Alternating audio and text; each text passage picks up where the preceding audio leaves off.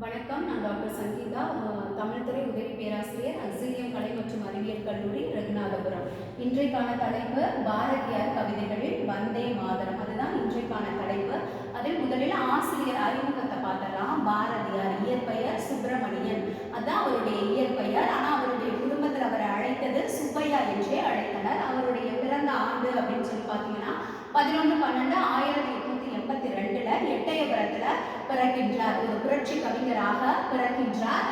அவருடைய 11ஆம் வயதில் எட்டயபுரம் மன்னரால் பாரதி என்கின்ற பட்டம் அவருக்கு வழங்கப்படுகிறது. அன்றிலிருந்து அவர் பாரதியார் என்கின்ற பட்டத்தை சுமந்து செல்கிறார். அவர் இயற்றிய நூல்கள் அப்படின்னு சொல்லி பார்த்தீங்கன்னா கண்ணன் பாட்டு, குயில் பாட்டு, பாஞ்சாலி சபதம், இதெல்லாம் அவர் இயற்றிய நூல்களாக போற்றப்படுகிறது.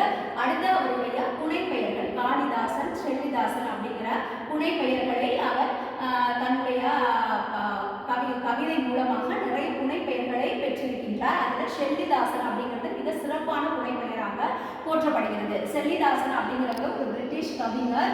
அந்த கவிஞர் மிக அற்புதமாக கவிதை எழுதக்கூடியவர். அவரை போலவே பாரதியாரும் கவிதை எழுதுகிறார் அப்படிங்கிற காரணத்திற்காக அவருக்கு அந்த செல்லிதாசன் என்கின்ற பட்டம் வழங்கப்படுகிறது. இன்னைக்கு நாம பார்க்க போகின்ற தலைப்பு வந்தே மாதரம் அப்படின்னு சொன்ன இல்லையா? அதுல எதை அதிகமாக பாரதி சாடுகிறார், கையில் எடுக்கின்றார் அப்படின்னா சாதியை கையில் எடுக்கின்றார். அதுவும் அந்தனை வகுப்பை சார்ந்த பாரதியார், மேல் ஜாதியை சார்ந்த பாரதியார். இதுதான் நம்ம குறிப்பாக உணர்ந்து கொள்ள வேண்டும். அதாவது ஒரே இனத்தவர் அதே இனத்தவரை விட்டு கொடுக்க மாட்டாங்க. அதுலேயும் பாரதி ரொம்ப வித்தியாசமாக விடுதலை உணர்வினை கூட்டியவர். அடுத்து சாதியை ஒழிக்க முதன்மையாக போராடியவர் அந்தனை வகுப்பை சார்ந்த பாரதியார்.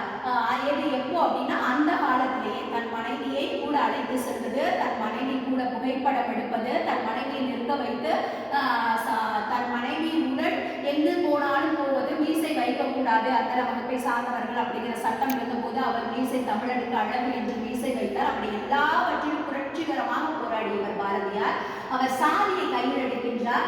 அதுல இன்றைக்கு நாம பார்க்கக்கூடிய வந்தே மாதரம் தலைப்புல சாதி மதங்களை பாரோம் உயர் ஜன்மம் இத்தேசத்தில் எய்தினராயின் வேதியராயினும் ஒன்றே அன்று வேறு குலத்தினராயினும் ஒன்றே அப்படிங்கிறார். மனிதன் படைத்த படைப்புல இறைவன் படைத்த படைப்புல மனிதன் அப்படிங்கிறவே ஒரே ஒருத்தர் தான். அதுல அவன் மேல் ஜாதி மனிதன், கீழ் ஜாதி மனிதன் அப்படின்னா இறைவன் படைக்கவே இல்லை.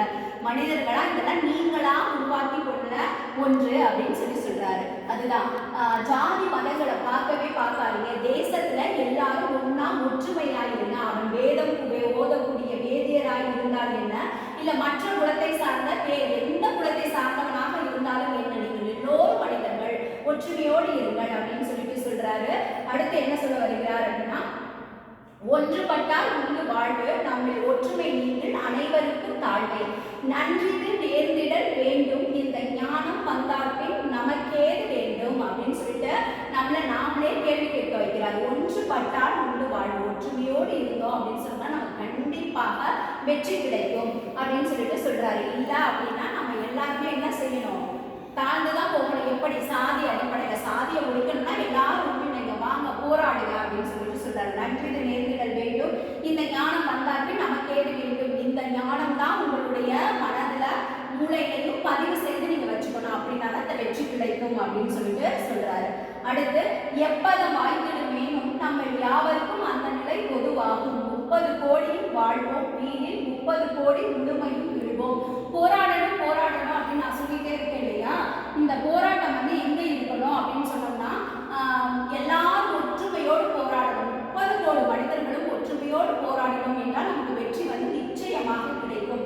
வாழ்ந்தோம்னா 30 கோடி பேருமே வாழ்வோம், இல்ல வீழ்வோம் சாவோம்னா 30 கோடி பேருமே வீழ்வோம் அப்படின்னு சொல்லிட்டு பாரதி சொல்கிறார். நன்றி. மீண்டும் அடுத்த பதிவில்